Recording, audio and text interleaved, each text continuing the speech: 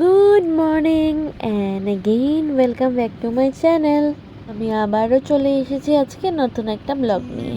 Day ওয়ানটা আমাদের নয়ডাতে খুব ভালোই কাটলো। এখন ডে টুতে আমরা সকাল সকাল সবাই ঘুম থেকে উঠে রেডি হয়ে রওনা দিচ্ছিলাম। কোথায় জানো? চলো বলছি। তার আগে যে নাকি আমার কাজিন সিস্টার টিনা দিদি, যার বাড়িতে আমরা নয়ডাতে ছিলাম, তো ওর বাড়ির চারপাশটা তোমাদেরকে একটু দেখাই। তো দেখো, এখানে তো আমাদের গাড়িটা এসে পড়লো, যেটা আমরা বুক করেছিলাম এখন নেক্সট 2 ডেজের জন্যে। এইখানে তোমাদের একটা মজার জিনিস দেখাচ্ছি। দেখো, এইখানে যারা টপ ফ্লোরে থাকে না, তারা এইভাবে দুধওয়ালা থেকে দুধ নেয়। দুধওয়ালা এই বালতিটার মধ্যে ভরে দেয় দুধটা, আর দেন ওরা উপরে টেনে নিয়ে যায়।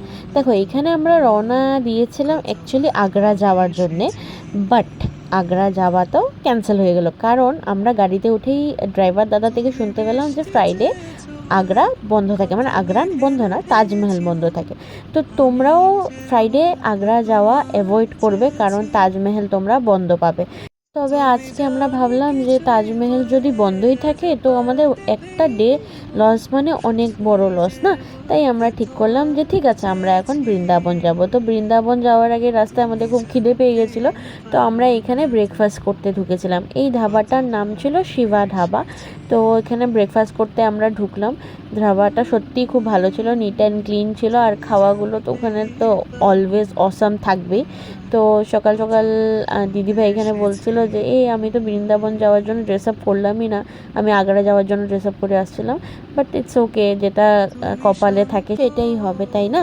তো তারপরে আমরা এখানে খাওয়া দাওয়া করে এখন আমরা বৃন্দাবনের উদ্দেশ্যে রওনা দিলাম। এখানে আমরা অনেক খুশি, কারণ আমরা কোথায় যাচ্ছি? আমরা যাচ্ছি বৃন্দাবন, মানে আমাদের শ্রীকৃষ্ণের নগরীতে। তো মনের মধ্যে একটা পজিটিভ ভাইব নিয়ে আমরা যাচ্ছি কৃষ্ণ ঠাকুরকে দেখতে।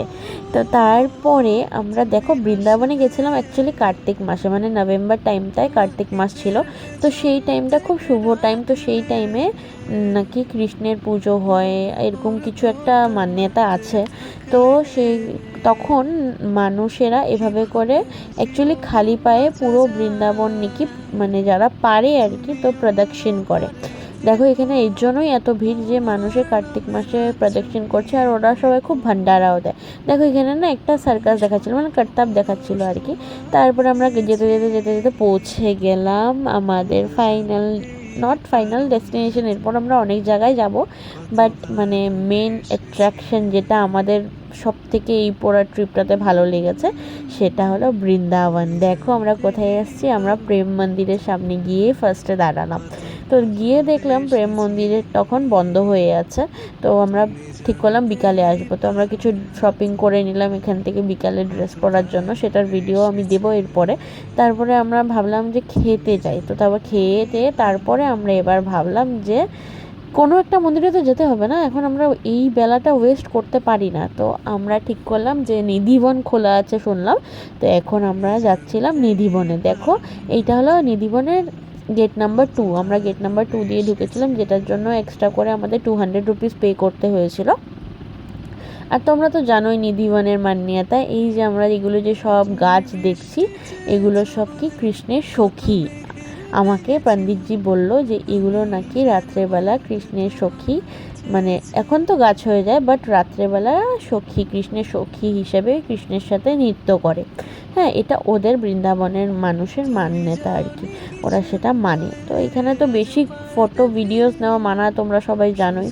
তো আমি যতখানি নিতে পেরেছি অতখানি নিয়েছি। বাকি আমি ঠাকুরকে অনেক ভক্তি ভরে পুজো করেছি, ঠাকুরের যেগুলো মহিমা সেগুলো শুনছিলাম এই পূজারি জিটার কাছে। তারপরে আমরা এবার দেখো, এখানে এগুলো নাকি সব কৃষ্ণের অবতার। আর এই যে এখানে যে মূর্তিগুলো দেখছো না, যতক্ষণে আমি ক্লিপস নিয়েছি, এখানে এই যে কতগুলো মূর্তি আছে, এগুলো নাকি কৃষ্ণের সখী, যারা রাত্রেবেলা এসে কৃষ্ণের সাথে নৃত্য করে, কৃষ্ণের সাথে সেজে গুজে নৃত্য করে, হ্যাঁ, ওদের মানা মতে। তো তারপরে এইগুলো দেখো, এখানে না যারা যারা ওদের মানে ওদের মান্যতা হিসাবে যারা যারা নাকি রাত্রেবেলা এসে দেখতে চেয়েছে এই জিনিসটা, কৃষ্ণের নৃত্য বা কৃষ্ণের সখীদের সাথে নৃত্য, তো তারা নাকি সাথে সাথেই তাদের মানে লাইফ আর কি চলে গেছে, ডেথ হয়ে গেছে। আর এই দেখো এই গপুটাকে যে এত ভালো লেগেছিলো, আমরা ভেবেছিলাম এটাকে নেবো, বাট পরে দিয়ে তো আর এটা নেওয়া হলো না। আমি কোন গপুটাকে নিয়েছি, আমি বৃন্দাবন থেকে না, অ্যাকচুয়ালি আমি মথুরা থেকে গপু নিয়েছি, তো সেটাও তোমাদের সাথে শেয়ার করব। আর তো এবার তো নিধিবন দেখে আমরা এবার চলে যাচ্ছি আমাদের হোটেলের দিকে, কারণ হোটেলে গিয়ে ফ্রেশ হয়ে আমরা বিকালে একটু রেস্ট করে বিকালবেলা আমরা প্রেম মন্দির দেখতে আসবো। নেক্সট ব্লগে আমি প্রেম মন্দিরের কী কী সেদিন বিকেলবেলা আমরা কী করলাম, কী ফটো তুললাম, কী ভিডিও তুললাম, তো সেটা দেখাবো। ততক্ষণের জন্য টাটা বাই, আবার আসবো নিউ একটা ব্লগ নিয়ে।